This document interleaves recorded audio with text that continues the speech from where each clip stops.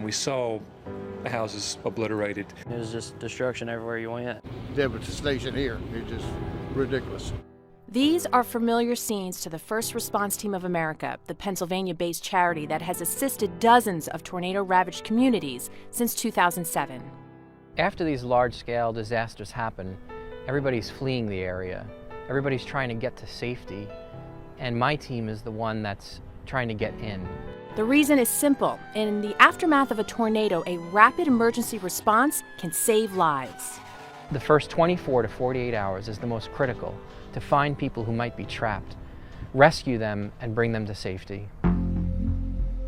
And that's why the First Response Team of America often works with Weather Channel meteorologists to pre-position its rescue and recovery equipment ahead of severe weather.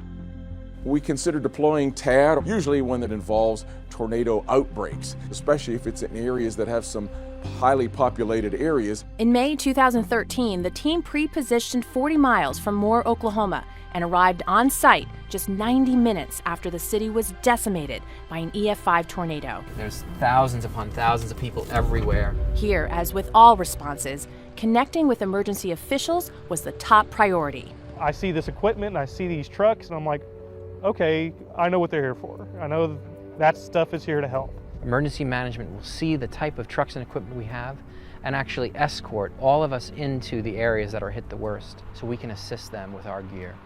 It is specialized gear most fire departments do not carry on their trucks. Our engines are equipped with hydraulic tools that are primarily used for car wrecks with heavy damage, but nothing like heavy brick walls and steel girders that are 50, 60 feet long. Sometimes even the equipment a fire department does have is lost to a tornado. In these moments, the First Response Team and their gear is crucial to search and rescue missions. When doing search and rescue in a home that's completely collapsed, there's only so much you can do with your hands. You need the right heavy equipment to be able to grab pieces like roofs and walls and gently lift them up and see if someone's underneath that rubble. The First Response Team understands structural collapse as far as lift a wall and keep that wall intact while we can crawl under there and maybe have to effect a rescue. After responding to almost 100 storm-struck communities, the team provides emergency officials with more than just equipment in such time-critical situations. Oftentimes we know what to do in a matter of seconds because we've seen it before, we've experienced it before.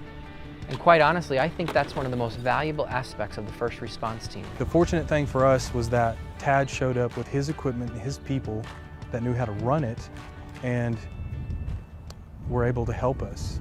But the team assists more than first responders. Once search and rescue is over, their attention turns to homeowners, helping find vital documents. We're looking for a lockbox.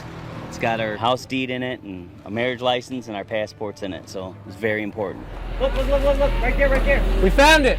Precious possessions and family keepsakes. We're looking for my daughter's blanket that she's had since she was 2. I get a call every day wanting to know if we found her blanket.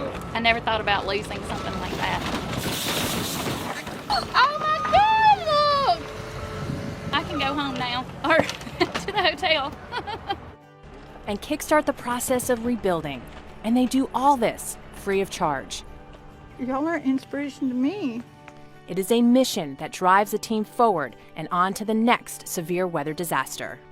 I want to be there for people when life is at its worst. This is part of being human, to see a need and to try to do something about it.